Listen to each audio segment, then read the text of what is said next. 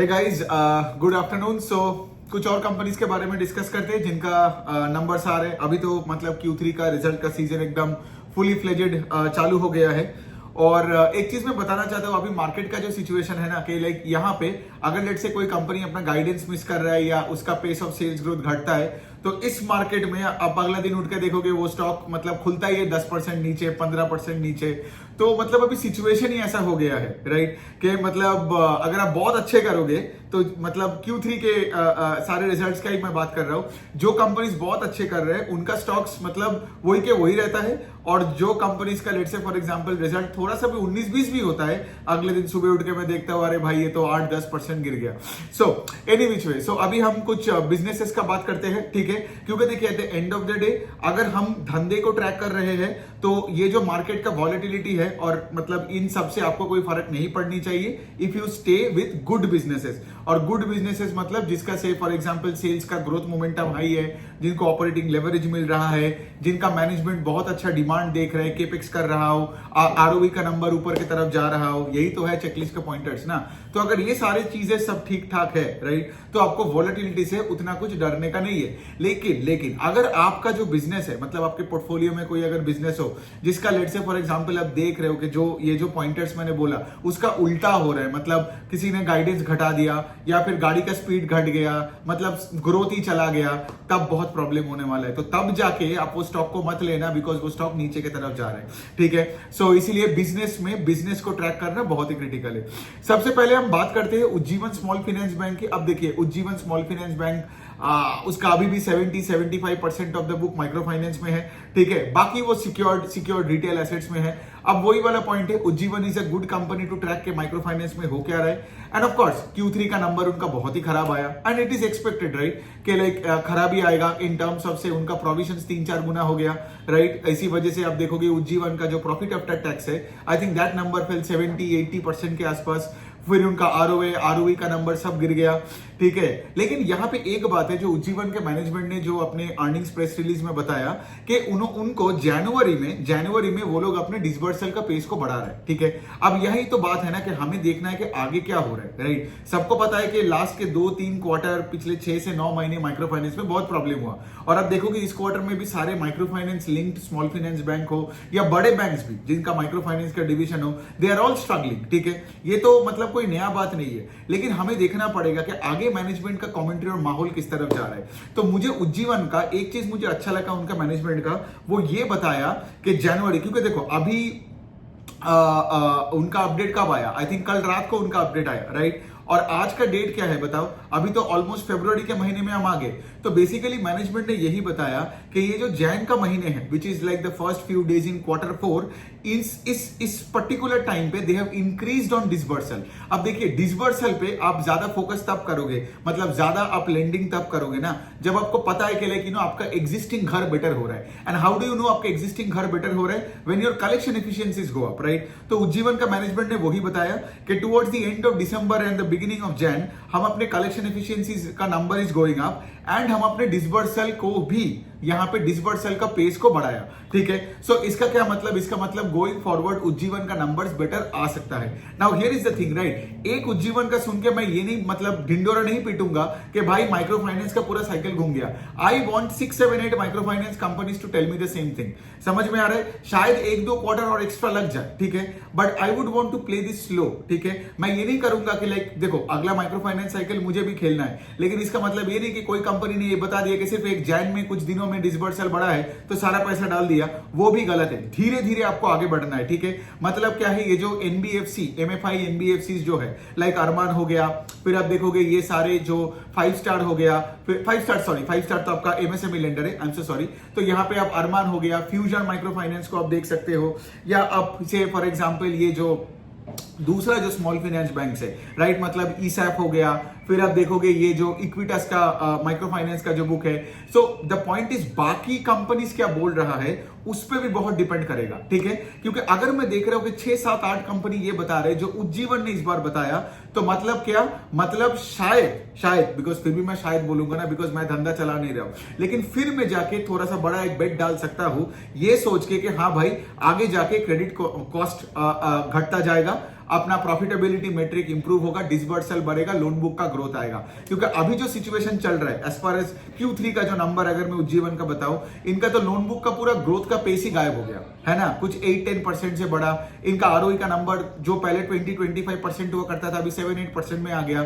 चलो फिर भी ये मतलब प्रॉफिटेबल है। बहुत सारे कंपनी जैसे आप देखोगे स्पंदना जो कि एक NBFC MFI है, फिर आप देखोगे ये सब ESAP, फिर फ्यूजन, वो लोग तो माइक्रो फाइनेंस में इतना प्रॉब्लम में फंसा कि वो लोग तो पहले क्वार्टर में ही लॉसेस दिखा दिया। ठीक है, उज्जीवन ने अभी तक लॉस नहीं दिखाया, but also having said that इनका नंबर्स में कुछ खास नहीं है। But as I said sorry, उनका मैनेजमेंट ऑफ कोर्स, उनका मुझे कॉन कॉल भी सुनना है, राइट, एंड ऑफ कोर्स बाकी का भी सुनना है। मुझे देखना है कि आगे का माहौल किस तरफ जा रहा है, बिकॉज अगर आगे का माहौल में सब बेटर बातें कर रहे हैं, राइट, तो फिर क्या है, तो फिर यहाँ पे माइक्रो फाइनेंस का साइकिल वापस अच्छे की तरफ घूम सकता है ना। सो ये हो गया उज्जीवन स्मॉल फाइनेंस बैंक का। और क्या ये मतलब, और देखो, और बाकी का नंबर्स बोल के और क्या ही फायदा, because Q3 is past, right. हमारा मेन टारगेट है कि आगे क्या क्या होने वाला है।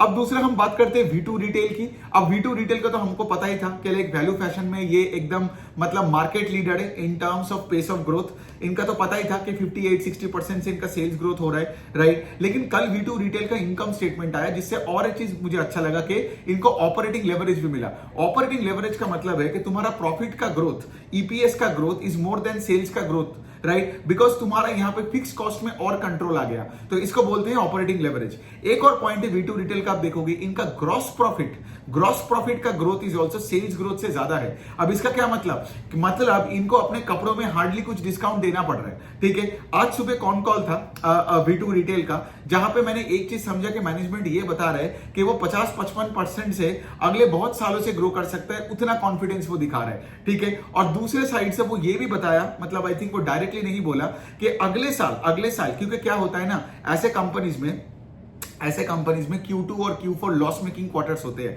लेकिन मैनेजमेंट का ये कहना है कि अगले साल क्या पता उनका ये दोनों क्वार्टर भी प्रॉफिटेबल हो जाए, ठीक है, और मार्जिन एक्सपेंशन होता रहे। बिकॉज सोचिए ना, आपके स्टोर में अगर ज्यादा से ज्यादा कपड़े आप MRP में बेच रहे हो और लेट से आपको डिस्काउंट देना नहीं पड़ रहा है, तो इससे क्या है, इससे आपका क्या है, इससे कॉस्ट पे और कंट्रोल आएगा, है ना। मतलब वही, बिकॉज कपड़े बनाने का खर्चा तो वही है ना, लेकिन यहां पे क्या हो रहा है, आपको यहां पे वैल्यू ग्रोथ भी मिल रहा है। और V2 का एक और अच्छी बात है कि उनका सेम स्टोर सेल्स ग्रोथ इस 35% के आसपास, 30-35% के बीच में। ठीक है, इसका क्या मतलब, उनका जो एग्जिस्टिंग जो पुराने दुकानें हैं, जो 1 साल पुराने जो भी दुकानें हैं, वो भी कितने अच्छे से परफॉर्म किए जा रहे हैं। प्लस ऑफ कोर्स इनका तो बहुत अच्छे रेट से मतलब स्टोर एक्सपेंशन तो हो ही रहा है, और इतना अच्छा स्टोर एक्सपेंशन हो रहा है कि मैनेजमेंट ने तो आई थिंक पिछले क्वार्टर में, आई थिंक Q2 के एंड में आके अपना स्टोर एक्सपेंशन का गाइडेंस भी बढ़ाया था। ठीक है, so this is a company where the management is fairly confident to grow at 50% and can even get more and more operating leverage going forward. ठीक है, तो इसका कॉन कॉल से मुझे यही चीज समझ में आया। एंड ऑफ कोर्स मतलब कंपनी में कुछ बुरा चीज है ही नहीं, बिकॉज इसका ROE का नंबर, ROCE का number, everything is moving up. ठीक है, और अगर मैं वो रेस के एनालॉजी, वो कार रेस के एनालॉजी देके बताऊं, आप अगर देखोगे दूसरे कंपनीज, मतलब से if you look at V-Mart, ठीक है, या फिर if you look at style बाजार, उनका कितना रेट से ग्रोथ आया Q3 में, 17, 18, 20, 24% से। और मैं उनका तो बात ही नहीं करूंगा, वो सब शॉपर स्टॉप और पैंटालून्स और Aditya Birla fashion and all, उनका तो सिंगल डिजिट में ग्रोथ है। फिर वो क्रेडो ब्रांड्स, फिर आप देखोगे वो आपका वो लेगिंग्स बनाने वाला औरतों का, वो क्या नाम है उसका, गो फैशन। ठीक है, तो इनका तो ग्रोथ ही नहीं है, इनका सब ग्रोथ हुआ भी तो वो मतलब वही 7-8-10% या 12-13-14-15% के रेंज में। ठीक है, सो V2 इज क्लियरली विनिंग। यहाँ पे एक ही कॉम्पिटिटर है जो मुझे लगता है अभी भी V2 को टक्कर दे सकता है, वो है ट्रेंट। लेकिन पिछले क्वार्टर में आपने देखा होगा कि ट्रेंट ने 39% से ग्रो किया Q2 ओवर Q2 में, मतलब क्या, रेस में V2 के पीछे चला गया। और अगर इस क्वार्टर में मैं यहाँ पे देखो, द पॉइंट इज कि मैं यहाँ पे आपको सिखाता हूं कि मार्केट में मनी फ्लो किस तरीके से होता है। तो इस क्वार्टर में भी V2 ने 58% का सेल्स ग्रोथ और 120% का पैड ग्रोथ दिखाया। ठीक है, तो अगर लेट से ट्रेंड का ग्रोथ का number in Q3 over Q3 अगर वो V2 के आसपास नहीं रहा ना, तो ट्रेंड से और पैसा V2 में आएगा। समझ में आ रहा है? तो इसलिए आप देखते होंगे ना कि V2 का स्टॉक बहुत ज्यादा पैसा बनाता है in terms of making returns in the last year and half over से फॉर एग्जांपल ट्रेंड ने भी पैसे बनाया, लेकिन V2 ने ज्यादा पैसे बनाया, because V2 kept growing at a much faster pace even than trend. ठीक है, अब ट्रेंड का देखना पड़ेगा, बिकॉज यहां पे वही वाला पॉइंट है ना कि अगर ट्रेंड ने लेट से फॉर एग्जांपल 60% के ऊपर रेट से ग्रो कर लिया, ठीक है, तो फिर क्या होगा, तो फिर ट्रेंड अच्छा कंपटीशन में आ जाएगा विद V2, स्टॉक मार्केट के एंगल से बात कर रहा हूं। ठीक है, लेकिन ऑफकोर्स V2 का तो मतलब बहुत ही बढ़िया नंबर्स है उनका। मैनेजमेंट का आपका अगर बाहर मतलब मीडिया में भी इंटरव्यू सुनोगे या आज जो कॉन कॉल था बहुत ही बढ़िया था, ठीक है। मतलब there is nothing that I can say कि लाइक कंपनी में कोई प्रॉब्लम है या so on and so forth. Okay, अभी हम अगला कंपनी में चलते हैं, टिप्स म्यूजिक पे। टिप्स का थोड़ा सा एक डिसअपॉइंटमेंट मैं बोल सकता हूँ कि इस बार सिर्फ सेल्स 20% से ग्रो किया, ठीक है, जबकि मैनेजमेंट का हमेशा गाइडेंस रहता है कि like that we will grow sales by 30%। अब टिप्स का बिजनेस तो बहुत सिंपल है, राइट। ये लोग क्या करते हैं, ये लोग कंटेंट क्रिएट करते हैं in the business of music, ठीक है। और ये लोग वही है ना कि लाइक से फॉर एग्जांपल इधर खुद का कंटेंट क्रिएट करते हैं, आर्टिस्ट को लाके, पुराने आर्टिस्ट हो, नया आर्टिस्ट हो, राइट। तो कंटेंट क्रिएशन का जो खर्चा होता है, राइट, तो वही इनका मेन खर्चा है बिजनेस का, राइट। या फिर वो क्या करते हैं, दूसरों का कंटेंट भी खरीद लेता है। फिर आप देखोगे टिप्स का सिर्फ म्यूजिक नहीं, वो ये सब, ये आपने देखा होगा रणबीर कपूर का एक मूवी था कटरीना कैफ के साथ, अजब प्रेम की गजब कहानी, ठीक है। वहां पे मतलब it was a musical film, तो वो भी टिप्स ने करवाया था पूरा। सो बेसिकली क्या है, टिप्स का यही वाला काम है कि पूरा यहाँ पे कंटेंट क्रिएशन का। और बाय द वे आज जो पूरा कंटेंट क्रिएशन का जर्नी कहां पे, ग्रोथ कहां पे है, आप देखोगे सारे डिजिटल प्लेटफॉर्म्स में। मतलब यूट्यूब हो गया, अब यूट्यूब में भी आपका कोई बड़ा गाना हो सकता है, कोई मूवी हो सकता है, फिर आपका कोई शॉर्ट्स वगैरह भी हो सकता है, राइट। तो यहाँ पे क्या गेम है कि जितना आपका यूट्यूब का व्यूज बढ़ेगा उतना टिप्स को ज्यादा पैसा मिलेगा। बिकॉज यहाँ पे सोचो ना, दूसरे साइड आप अगर कस्टमर के एंगल से सोचोगे, वो भी तो पैसा दे रहे हैं यूट्यूब को, टू वॉच दिस कंटेंट। अगर आप यूट्यूब का प्रीमियम मेंबर होते हो तो आपको ऐड नहीं मिलता है ना, कोई भी कंटेंट आप देख सकते हो हैसल फ्री, तो उसका एक पार्ट टिप्स को जाता है। तो अल्टीमेटली ये गेम बन गया है आपका अटेंशन का, है ना। सो बेसिकली आप देखोगे सारेगामा भी यही बिजनेस मॉडल में, उनका तो इस Q3 नहीं आया तो मैं कंपेयर करके बता दूंगा, लेकिन टिप्स का आया तो टिप्स का ही बात करते हैं। तो बेसिकली टिप्स का गेम क्या है, ये जो स्पॉटिफाई हो गया, फिर आप देखोगे ये जो सावन प्रो, फिर आप देखोगे ये यूट्यूब एंड ऑल दैट, यहाँ पे जितना उनका विजिबिलिटी, मतलब यहाँ पे उनके कंटेंट में जितना भी ज्यादा से ज्यादा लोग आके आईबॉल्स मतलब देंगे, उतना टिप्स ज्यादा कमाएगा। लेकिन वही वाला पॉइंट है कि सेल्स सिर्फ 20% से ग्रो किया, ऑल दो कंपनी को ऑपरेटिंग लेवरेज मिला, मतलब इनका पैट ग्रू 27%। टिप्स बेसिकली क्या कर रहा है, टिप्स बेसिकली पिछले 3-4 क्वार्टर से बहुत कंटेंट पे इन्वेस्ट किए जा रहे हैं। एंड ऑफ कोर्स आपको पता ही है ना, लेट्स से अगर आपने कोई एक बड़ा हिट सॉन्ग लेट्स से आपने बना लिया, और अगर वो गाना हिट हो जाता है फॉर एग्जांपल, तो फिर वो गाने से आप पैसा बना सकते हो अगले 20, 30, 40, 50 साल। सिंपली सोचो ना, से मैं बात बोल सकता हूँ कि लेट्स से कोई गाना है इन द मूवी बाजीगर, ठीक है, तो शाहरुख खान का वो बाजीगर का, सोचो अगर वो Tips owns the entire movie and the songs of let's say Baazigar, तो आज भी यूट्यूब में जाके जो बाजीगर का गाना सुन रहा है, या कोई भी, आज तो चलो कोई कैसेट वगैरह खरीदता नहीं है, बिकॉज वही वाला पॉइंट है, पहले कैसेट खरीदता था तो ये पैसा बनाता था, लेकिन आज क्या है, पूरा गेम ही बन गया कि क्लिक में, ठीक है। तो जितना ज्यादा यूट्यूब में जाके लोग बाजीगर का मूवी देखेगा या बाजीगर का कोई एक पर्टिकुलर गाना सुनेगा, या फिर शाहरुख खान का वो फेमस डायलॉग मूवी का के हार के जीतने वाले को बाजीगर बोलते हैं, तो टिप्स पैसा बनाएगा, because it owns the rights to those videos and to those क्या बोलते हैं, to those songs. Okay, so company तो अच्छी है, टिप्स का कोई प्रॉब्लम नहीं है। उनका आज कॉन कॉल था सुबह 9 बजे, तो मेरे एक फ्रेंड ने अटेंड किया, तो उसको अच्छा ही लगा कॉल, ऑल्दो मैं सुन के ऑफ कोर्स, मतलब मैं किसी और का थर्ड पार्टी का सुन के मैं डायरेक्टली उसका ओपिनियन नहीं दे सकता हूँ, लेकिन द पॉइंट इसके लिए उसको सुन के, एंड इज अ ट्रस्टेड गाई, सो उसको तो अच्छा ही लगा कॉल, एंड ही बिलीव्स के लिए कंपनी का मैनेजमेंट वही बता रहे हैं कि आगे भी they can keep growing at 25-30% से, सो वो कोई इशू नहीं है। टिप्स ने टिकटॉक के साथ भी कोलैबोरेट कर लिया, तो बिकॉज टिकटॉक में वही है ना, बहुत सारे इंप्रेशन है, लेकिन यहाँ पे कुछ बातें हैं जो मुझे थोड़ा सा, मतलब मैं नेगेटिव नहीं बोलूंगा, बट देन अगेन थोड़ा सा पेस ऑफ सेल्स ग्रोथ घटने का मैं बात कर सकता हूं, वो है कि यूट्यूब में। सो बेसिकली इनका यूट्यूब का जो टिप्स का जो टोटल यूट्यूब का जो सब्सक्राइबर बेस है, वो बहुत ही एक मतलब स्लो रेट से ग्रो कर रहा है। मतलब पिछले क्वार्टर Q2 में I think there were like 10.7 crore subscribers, और इस बार है 11.2 करोड़ का सब्सक्राइबर्स। तो द सब्सक्राइबर बेस उतना मतलब हायर रेट से ग्रो नहीं कर रहा है। इवन अगर मैं 9 मंथ ओवर 9 मंथ कंपेयर करूं इन terms of views on YouTube, only 17% से बढ़ा। और इसका एक रीजन भी है, आई थिंक द रीजन इसके लाइक शॉर्ट्स बनाने से ये कंपनी उतना पैसा नहीं बनाते हैं यूट्यूब शॉर्ट्स से, जितना लेट से बड़े वीडियो में। इवन मैं भी बोल सकता हूं ना कि अगर मैं कोई शॉर्ट बनाता हूं तो उसका यूट्यूब का मोनेटाइजेशन के प्लान में मैं नहीं आता। अगर मैं 3 मिनट का ऊपर का बड़ा वीडियो बनाता हूं तो तब भी मैं मोनेटाइजेशन के लिए अप्लाई कर सकता हूं, क्योंकि शॉर्ट्स में आप एडवर्टाइजमेंट रन नहीं कर पाओगे ना, तो बेसिकली क्रिएटर को भी पैसा उतना नहीं मिलता है। सो बेसिकली यही वाला पॉइंट है उनका। तो यूट्यूब में ग्रोथ मुझे ज्यादा रेट से चाहिए, बिकॉज अगर यूट्यूब में ग्रोथ नहीं है ना तो थोड़ा बहुत प्रॉब्लम्स है। दूसरा एक और पॉइंट ये है जो आई थिंक सारेगामा या टिप्स किसी ने बताया था पिछले 1 या 2 कॉन कॉल पहले, मतलब 1-2 क्वार्टर पहले होना कॉन कॉल, तो उन्होंने ये बताया था कि अभी भी स्पॉटिफाई, आप देखोगे स्पॉटिफाई में जाकर फ्री में गाना सुन सकते हो। तो उनका कहना है कि लाइक आज कोई भी देश में ऐसा नहीं है कि कोई प्लेटफॉर्म में जाकर फ्री में सुन सकते हो। तो सिंस आज स्पॉटिफाई फ्री रख रहा है तो टिप्स को भी यहाँ पे मतलब यहाँ पे एक फायदा कम हो रहा है, राइट। अगर सोचो for example her music platform, Spotify हो, गाना हो, सावन हो, कहीं पे भी अगर लेट से आप जाते हो और आपको लेट से पे करना ही पड़ेगा तो क्या होगा, टिप्स को भी यहाँ पे एक रेवेन्यू का ग्रोथ, मतलब ग्रोथ में एक बूस्ट मिलेगा, है ना। लेकिन अगर लेट से 2-3 प्लेटफॉर्म कॉन्स्टेंटली इसको फ्री में डाल के रखा है तो फिर क्या है, मतलब क्लाइंट्स भी वही, क्लाइंट्स मतलब क्या, यहाँ पे तो ऑर्गेनिकली आपके मेरे जैसे लोग, चलो फ्री में गाना मिल रहा है तो मैं पैसा क्यों दूं, तो फिर वही जाके गाना सुन लेता है फ्री में, है ना। तो फिर क्या है, उससे टिप्स को भी उतना फायदा नहीं मिलता है, बिकॉज स्पॉटिफाई में जाके आप टिप्स का ही तो लेट से कोई कंटेंट सुनोगे ना, कोई म्यूजिक का, मतलब कोई अगर फिल्म का म्यूजिक हो या कोई नॉन फिल्म का म्यूजिक हो।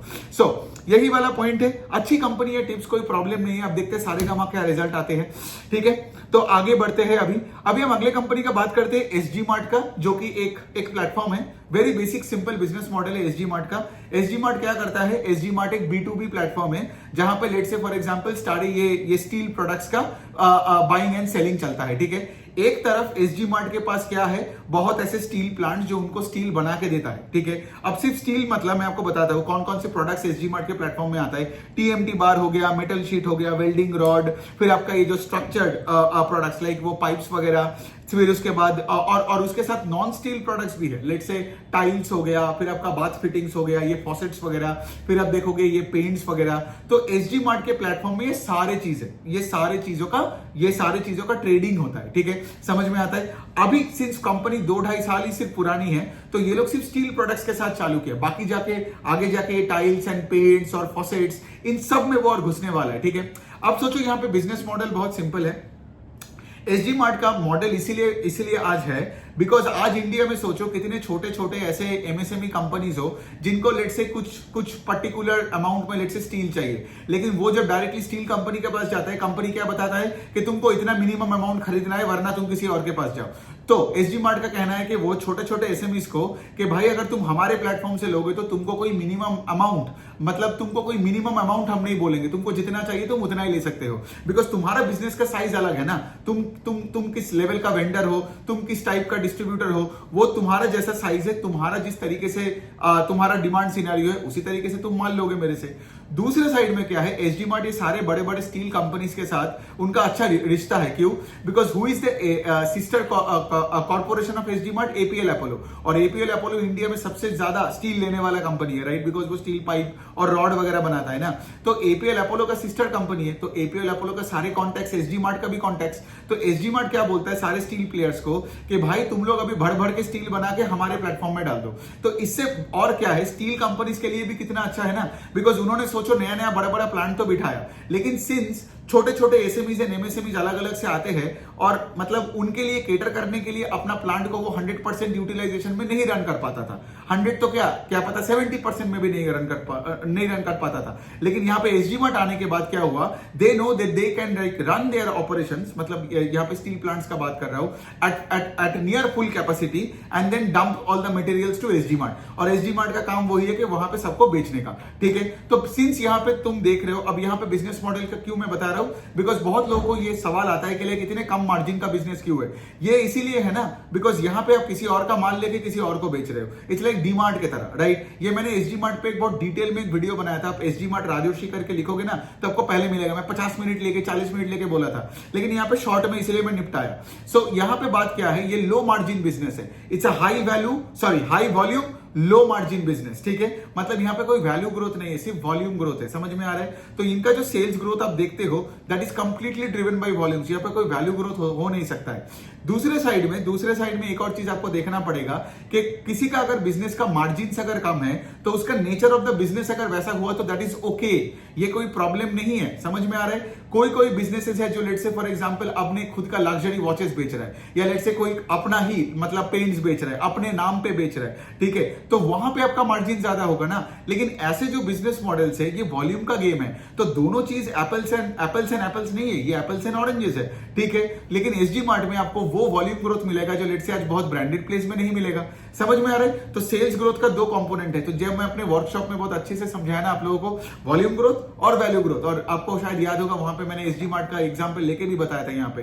तो एसजी मार्ट का वॉल्यूम ग्रोथ से सेल्स ग्रोथ आता है, ठीक है। और बहुत ऐसे कंपनीज है जिसका वैल्यू ग्रोथ से सेल्स ग्रोथ बढ़ता है, ठीक है। जैसे V2 रिटेल का क्या हो रहा है, वो बहुत अच्छी जगह में है, उनका वॉल्यूम ग्रोथ भी आ रहा है फ्रॉम एडिंग न्यू स्टोर्स, और एग्जिस्टिंग स्टोर्स का भी आप देखोगे they are selling more and more products, मतलब shirts and pants at MRP, और डिस्काउंट भी घटा रहे हैं, मतलब क्या, वैल्यू ग्रोथ भी हो रहा है। तो इसीलिए आप देखोगे V2 का टोटल सेल्स ग्रोथ 60% के आसपास है। समझ में आ रहा है? मतलब SSSG same store sales growth plus let's say for example नया स्टोर का वॉल्यूम मिला के अगेन आपका टोटल सेल्स ग्रोथ ही बनता है ना, राइट? मतलब it's another way of looking at the same thing.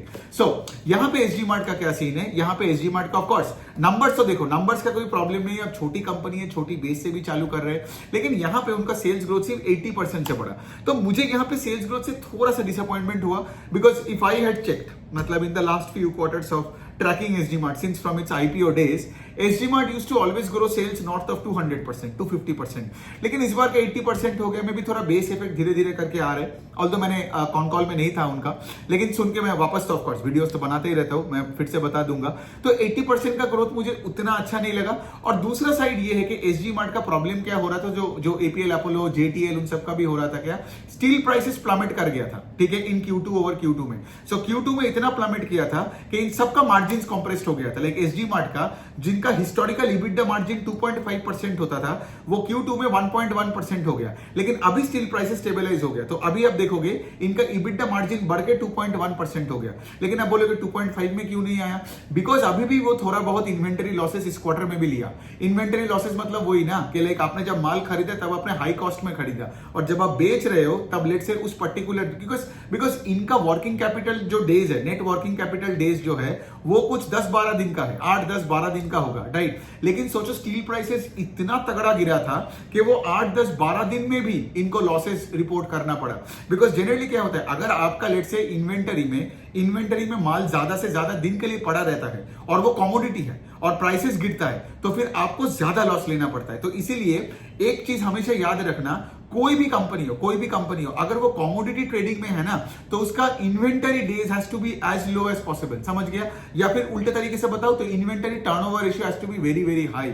सो सोचो देयर आर टू कंपनीज जो लेट से स्टील या मतलब कोई सीमेंट हो या कोई भी दूसरे कमोडिटी का ट्रेडिंग कर रहे हैं, make sure you choose the company जिसका inventory turnover ratio is better. समझ में आ रहा है? बिकॉज क्या है ना, कल आपको पता नहीं, आप तो स्टॉक को होल्ड करके बैठे हो, लेकिन क्या ऊपर नीचे कल रॉ मटेरियल प्राइसेस हो जाएगा और अगले क्वार्टर में देखोगे पूरा मार्जिन ही गायब हो गया, है ना? तो ये होता है। इवन SG Mart का भी 2.5% से the number came down to 1% या 1.1 whatever it is from Q1 to Q2, लेकिन द गुड थिंग इज वो इंप्रूव हुआ है। अब यहां पे बात यही है कि मैनेजमेंट का वही कहना है कि लाइक सिंस वो लोग और भी इन्वेंटरी लॉसेस लिया ना, तो मैनेजमेंट का एक गाइडेंस दिया था कि इस साल को दे विल डू 6,500 करोड़ के आसपास, और उनका एक और गाइडेंस था कि अगले 2 साल में वो अपने सेल्स को ट्रिपल कर देगा, मतलब 18,000 20,000 करोड़ के आसपास पहुंच जाएगा।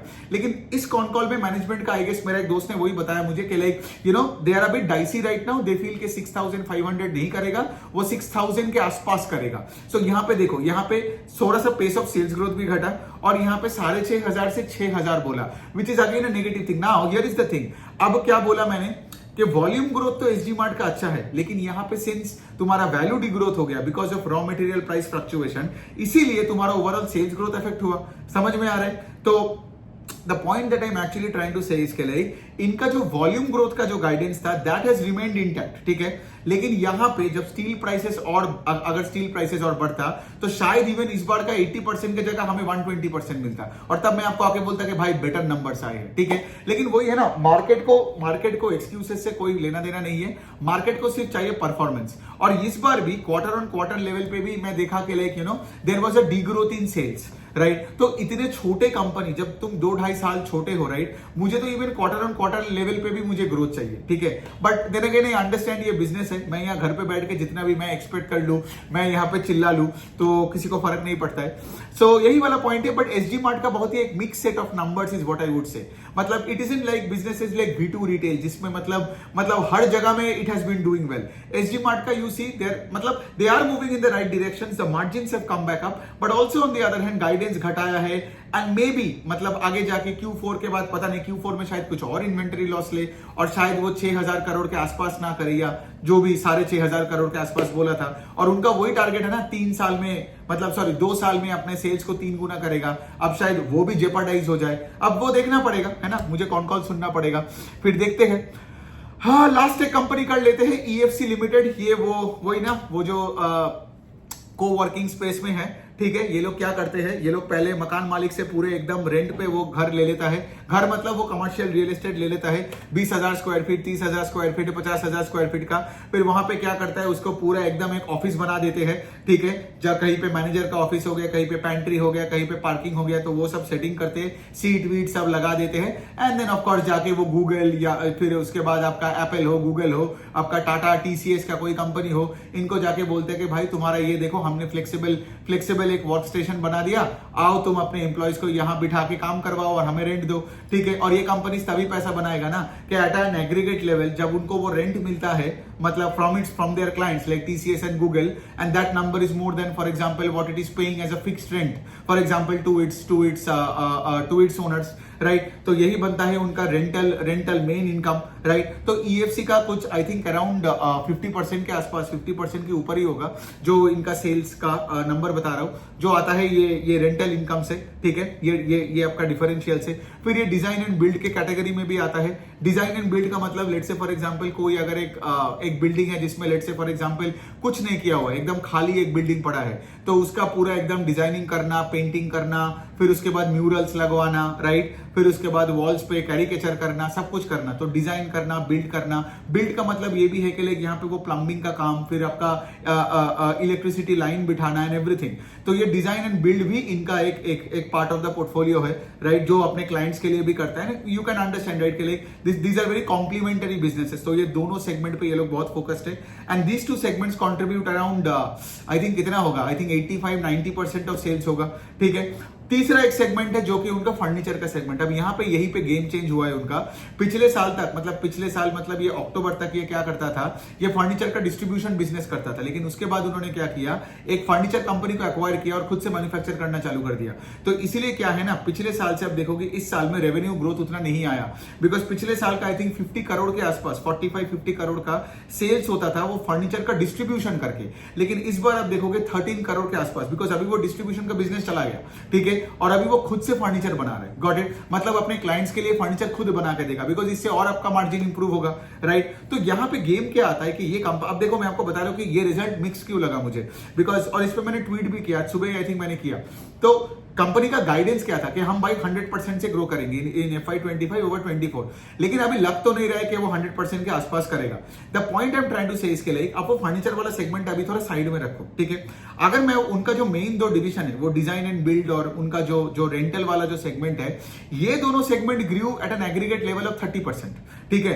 अब यहां मैं एक बात बोल सकता हूं, इनका भी कितना सीट्स है, सीट मतलब वो सीट बिठाता है ना, जहां पे वो एक सीट का भाड़ा चार्ज करता है। बाय द वे बड़े कॉर्पोरेट्स को भी पूरा बिल्डिंग देता है, और ये जो स्टार्टअप वाले लोग हैं उनके लिए भी है फ्लेक्सिबल वर्क स्टेशंस भी है, मतलब मैं दिन का एक पास लेके भी जाके एक सीट में उस दिन का भाड़ा देके मैं वापस आ सकता हूं घर, ठीक है। तो इन सबके लिए होता है ऐसा, तो वैसा सीट्स का बात कर रहा हूं, ठीक है। तो it can be corporate, it can be retail, what ever it is. तो इनका जो सीट्स है, तो द पॉइंट इज अभी कितना नंबर है उनका, 56,000 का सीट्स है अभी, मतलब पिछले क्वार्टर में 50 था, अभी 56,000 हुआ। और इनका मैनेजमेंट का कहना था कि लाइक हम लोग 70,000 के आसपास का तक पहुंचेंगे बाय FY25 एंड। तो यहाँ पे मोटा मोटी आप बोल सकते हो कि चलो 70 के पास तो जा रहा है, ठीक है, मतलब 50 से 56 हुआ। लेकिन यहाँ पे गेम है कि लाइक इसका जो बड़ा भाई है in this particular space office, AWFIS, ठीक है, तो उनका सीट से कुछ 1,10,000 के आसपास, 1.1 लाख के आसपास, मतलब almost twice the number of seats as EFC limited, ठीक है।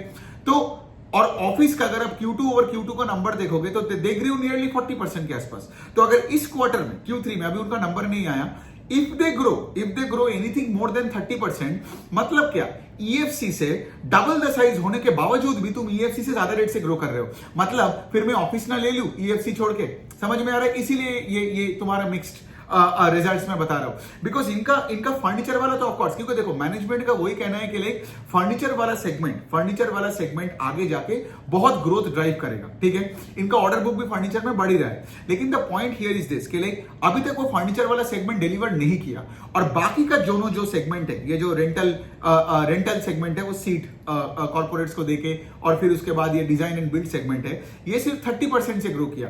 अगर वो दोनों सेगमेंट, ठीक है, ये रेंट और फिर आपका डिजाइन एंड बिल्ड, ये 60-50% से भी ग्रो करता तो मैं बताता कि हाँ भाई फिर फर्नीचर घुसेगा और फिर तुम 100% से तुम ग्रो कर पाओगे, लेकिन यहां पे थोड़ा बहुत मेरे को डाउट आता है, ठीक है। लेकिन हैविंग सेड दैट, वही ना, हमारा काम है बिजनेसेस को ट्रैक करना, हमेशा मैनेजमेंट वही तो मैं बोलता हूं कि अगर आप ट्रैक नहीं करोगे ना तो आप फंस जाओगे, सिर्फ गाइडेंस सुन के पैसा डालोगे और भूलोगे तो वो भी एक बड़ा मिस्टेक है, बिकॉज आगे जाके तुम्हें देखना पड़ेगा कि भाई तुम्हारा वो गाइडेंस जो दिया है उसके अनुसार एग्जीक्यूशन हो रहा है कि नहीं, है ना। बिकॉज अगर तुमने गाइडेंस ज्यादा दे दिया और फिर तुमने एग्जीक्यूट नहीं कर पाया तो स्टॉक का होगा मतलब यहाँ पे एकदम पूरा गंदा मार लगेगा उस पर, ठीक है। So the point that I am trying to say is very simple कि आगे जाके हमें देख, बिकॉज मैनेजमेंट का यही प्लान है कि दैट फर्नीचर वाला segment will be like almost 33% of the total sales, मतलब 33, ये तीनों सेगमेंट ऐसे होगा। लेकिन वही वाला पॉइंट है, राइट, अगर ये कर पाता है और जल्दी कर पाता है, and if this business can grow at a faster pace than office, right, then it will be good for share holders ना। लेकिन अगर तुम 100% का गाइडेंस देते हो, एंड बाय द वे इनका overall sales growth is only 5% this quarter, क्यों? Because वो फर्नीचर सेगमेंट में हुआ ना, बिकॉज फर्नीचर सेगमेंट का सेल्स केम डाउन, अभी वो ट्रेडिंग या डिस्ट्रीब्यूशन बिजनेस पे है नहीं, right. So overall sales growth is 5%, market तो 5% ही देखेगा ना, गॉट इट। सो यही हो गया बात ईएफसी का। कंपनी बुरी नहीं है, कंपनी अच्छी है, कंपनी का रिटर्न रेशियोज है moving in the right direction, company सब कुछ सही कर रहा है, ठीक है, एंड कंपनी का मैनेजमेंट भी मुझे अच्छा लगता है। But having said that it was disappointing to be in the sense के like again mix set of numbers like SG Mart, you know, and of course Tips जैसा भी, टिप्स भी बहुत अच्छी कंपनी है, लेकिन again a bit of a mixed set of numbers, right, because तुम 30% का ग्रोथ का इंजन जब 20% से ग्रो करता है तो वही वाला पॉइंट है ना, फिर आपको डाउट आने लगता है कि आगे जाके 30 करेगा कि नहीं करेगा, है ना। But these are all very good models, all the 5 business models that I discussed, even Ujjivan भी, मतलब अगर माइक्रो फाइनेंस साइकिल घुमा, I can tell you Ujjivan will make a lot of money for share holders. तो ऐसे Ujjivan type की company को अच्छे से ट्रैक करो, और मेरा काम तो यही है ना, बार बार ऐसे वीडियोस बना के आपको देना, जितना हो सकता है मैं कंपनी को ट्रैक करता हूं। आपके लिए क्यों करता हूं? ताकि आप एक जगह में बैठ के ना आपको पता चले कि आपके कंपनीज में या उस सेक्टर में हो क्या रहा है, राइट, एंड देन आप जल्दी डिसीजन ले पाओगे इन terms of buying and selling, है ना। ऑल्दो मैं कोई रिकमेंडेशन नहीं देता हूं, लेकिन मैं एक ही चीज बताता हूं, आप अपना स्किल सेट बना लो और उसके लिए वो इन्वेस्टमेंट चेकलिस्ट का वर्कशॉप ले लो, है ना। सिर्फ 999 रुपीज का है ना, इससे तो ज्यादा आप खर्चा करते हो शाम में कहीं चाट पपड़ी खा के।